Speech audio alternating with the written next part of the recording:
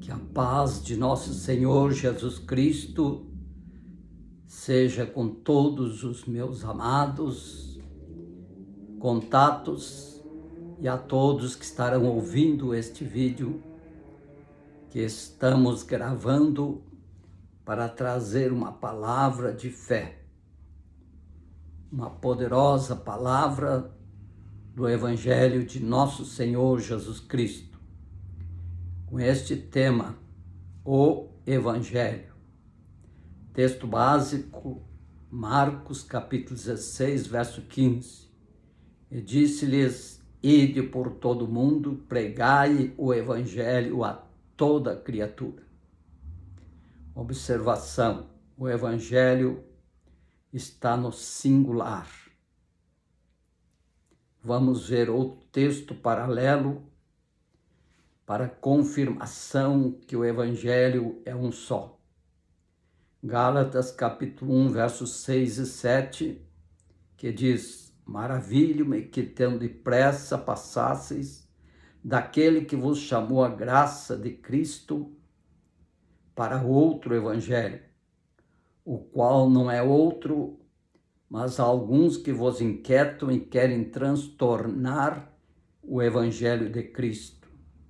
Esses textos acima estão nos mostrando que o Evangelho é um só.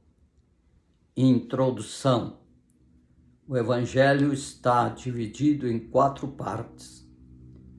Por que o Evangelho está dividido em 4 partes? Eu quero falar nessa oportunidade de 3 princípios básicos que esclarece o porquê que o Evangelho foi dividido em 4 partes. O primeiro princípio básico é por causa das limitações dos homens. O homem, na sua queda, tornou-se limitado. Os homens estão cercados de paredes de limitações. Os homens se tornaram limitados. Deus não fez o homem limitado. O homem tornou-se limitado e vive com limitações. Vamos ver alguns exemplos dessas limitações. O primeiro exemplo de limitação é que o homem ficou limitado na sua existência. Em Gênesis capítulo 2, verso 17, disse Deus, ou seja, no verso 16, ou seja, o verso 17, sim, capítulo 2 de Gênesis, verso 17, disse Deus: mas da árvore da ciência do bem e do mal dela não comerás, porque no dia em que dela comeres, certamente morrerás. Em Romanos, capítulo 5, verso 12, está escrito: pelo que por um homem entrou o pecado no mundo, e pelo pecado a morte, assim também a morte passou a todos os homens, por isso que todos pecaram. Em Hebreus, capítulo 9, verso 27, nos declara: e como aos homens está ordenado morrerem uma vez, vindo depois disso o juízo. Esses textos acima nos mostram o limite da vida e o fim da existência humana. Segundo exemplo de limitação, o homem ficou limitado na sua força. É por isso que ele se cansa. Em Isaías capítulo 40, verso 29, nos diz que Deus dá esforço ao cansado e multiplica as forças ao que não tem nenhum vigor. E isto é tão real que Jesus, ao tomar a forma de homem, conforme Filipenses capítulo 2, verso 7, parte B, diz: fazendo-se semelhante aos homens. Verso 8, parte A, nos diz: e achado na forma de homem, até Jesus, ao tomar a forma de homem, até ele se cansou. conforme João, capítulo 4, verso 6, a parte A. que diz: e estava ali a fonte de Jacó. Jesus, pois, cansado do caminho. Terceiro exemplo de limitação: o homem ficou limitado na sua visão. Quarto exemplo de limitação: o homem ficou limitado na sua audição. Quinto exemplo de limitação: o homem ficou limitado na sua voz. Sexto exemplo de limitação: o homem ficou limitado na sua sabedoria. Sétimo exemplo de limitação: o homem ficou limitado no seu conhecimento. O oitavo exemplo de limitação: o homem ficou limitado no seu entendimento e etc.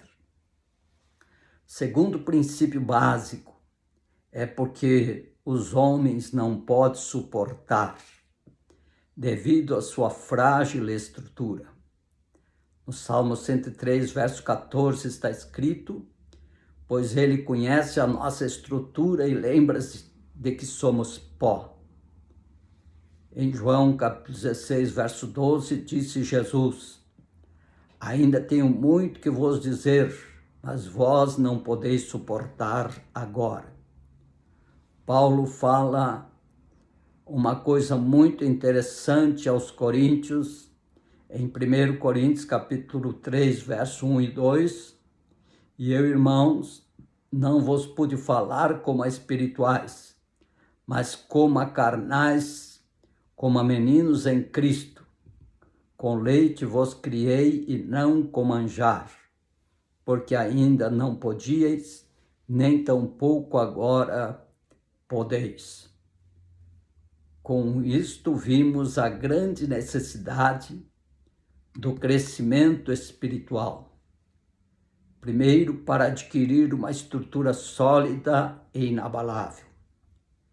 Segundo, para adquirir uma visão mais ampla da vontade de Deus e do reino dos céus. E isto só é possível se atentarmos com mais diligência para a palavra de Deus, conforme Hebreus capítulo 2, verso 1, que diz: portanto, convém-nos atentar com mais diligência para as coisas que já temos ouvido, para que em tempo algum nos desviemos dela, ou delas. Em Mateus capítulo 7, verso 24 e 25, disse Jesus: todo aquele, pois, que escuta estas minhas palavras e as pratica, semelhá-lo-ei ao homem prudente que edificou a sua casa sobre a rocha. E desceu a chuva, e correram rios, e sopraram ventos, e combateram aquela casa, e não caiu, porque estava edificada sobre a rocha. Terceiro princípio básico é para que os homens não venham a se ensoberbecer. Em 1 Coríntios capítulo 4, versos 6 a 8 está escrito: e eu, irmãos, apliquei estas coisas por semelhança a mim e a Apolo, por amor de vós, para que em nós aprendais a não ir além do que está escrito, não vos ensoberbecendo a favor de um contra o outro, porque quem te diferença, e que tens tu que não tenhas recebido? E se o recebeste, por que te glorias como se não houveras recebido? Já estás farto? Já estás rico? Sem nós reinais? E oxalá reinasses, para que também nós reinemos convosco. Porque isto é próprio do homem natural, se ensoberbecer. Porque isto está impregnado no coração dos homens. Mas quem impregnou isto no coração dos homens? Foi Satanás no jardim do Éden. Conforme Gênesis capítulo 3, verso 5, que disse Satanás: porque Deus sabe que no dia em que dela comeres, se abrirão os vossos olhos, e sereis como Deus, sabendo o bem e o mal. Satanás injetou no coração de Eva a soberba com esta palavra: e sereis como Deus. E pela soberba, o desejo de ser igual a Deus. Aí Eva viu na árvore da ciência do bem e do mal 3 coisas que lhe levou a desobedecer a ordem de Deus, que Deus havia dado em Gênesis capítulo 2, verso 16, que lhe levou a pecar, que lhe levou a transgredir a ordem divina. A primeira coisa, Eva viu que aquela árvore era boa para se comer. A segunda coisa, Eva viu que aquela árvore era agradável aos olhos. A terceira coisa, Eva viu que aquela árvore era desejável para dar entendimento. Conforme Gênesis capítulo 3, no verso 6, que diz: e vendo a mulher que aquela árvore era boa para se comer e agradável aos olhos, e árvore desejável para dar entendimento, tomou do seu fruto e comeu, e deu também ao seu marido, e ele comeu com ela. Conclusão: é assim que Deus trabalha, através da sua palavra, para dar o crescimento espiritual, para dar uma forte estrutura, em segundo lugar. Terceiro, para dar uma visão mais ampla da sua vontade e do reino dos céus. Que a paz de nosso Senhor Jesus Cristo fique com todos os meus contatos e todos aqueles que estarão ouvindo esta mensagem de Deus, que vai levando no seu bojo poder e autoridade para tirar o homem da escravidão, para libertar o homem das suas prisões, para levantar o caído, para fortalecer os fracos, para sarar os enfermos e para dar vitória àquele que está em alguma luta, em alguma guerra, em alguma batalha. Portanto, que Deus vos abençoe. Quero orar neste momento em seu favor, para que Deus entre com providência em teu favor. Pai de amor, de bondade e de misericórdia, estenda tuas mãos de amor e de misericórdia sobre a vida de todos aqueles que neste momento estão apresentando as suas vidas a ti, Senhor. Primeiramente porque querem a salvação das suas vidas. E como somente o Senhor pode salvar, perdoar os seus pecados em Cristo Jesus, reconciliá-los contigo e escrever os seus nomes no livro da vida e lhes dar a certeza da salvação e a esperança da vida eterna. Faça isso, Pai de amor, de bondade e de misericórdia. Olha para os enfermos, Senhor. Olha para o raquítico, problemático, desvalido.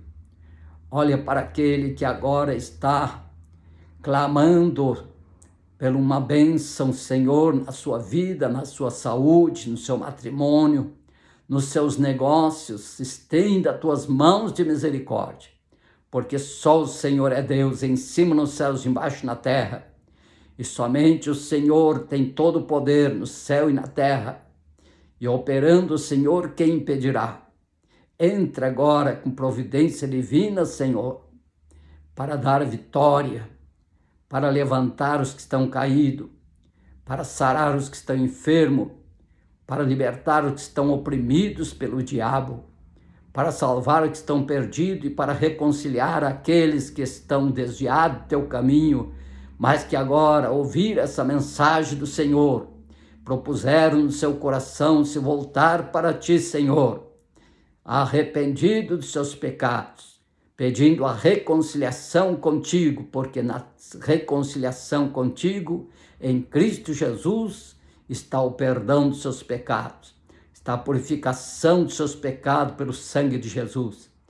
E está, Senhor, a tua salvação para todo aquele que está, neste momento, confessando com a sua boca que tu ressuscitasse a Cristo dentre os mortos, para que todos aqueles que receberem a Cristo como Senhor e como Salvador, recebam a tua salvação e a esperança da vida eterna.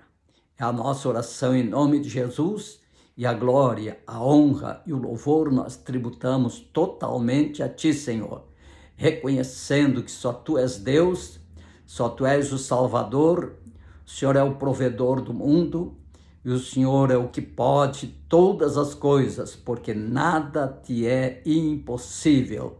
E operando o Senhor, quem impedirá? Graças, Pai Santo, pela tua bondade, porque sempre nos ouve, nos atende, quando clamamos em favor de todo aquele que ouve e recebe a tua palavra no seu coração e professa o nome de Jesus Cristo como Senhor das suas vidas e como Salvador das suas almas. Nós oramos em nome de Jesus, dando-te a honra, a glória e o louvor que pertence somente a ti, porque só tu és Deus. Amém e amém, Jesus. Graças, Pai. Amém. Até o próximo vídeo, amados. Deus os abençoe ricamente, em nome de Jesus.